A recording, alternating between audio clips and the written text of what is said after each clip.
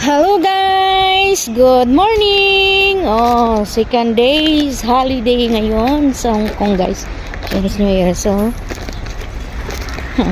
alam nyo na, alis din ang mga kunyang o katulong kasi holiday. So, ayan guys, kagabi, pagkatapos ko magligpit ng mga kinainan nila,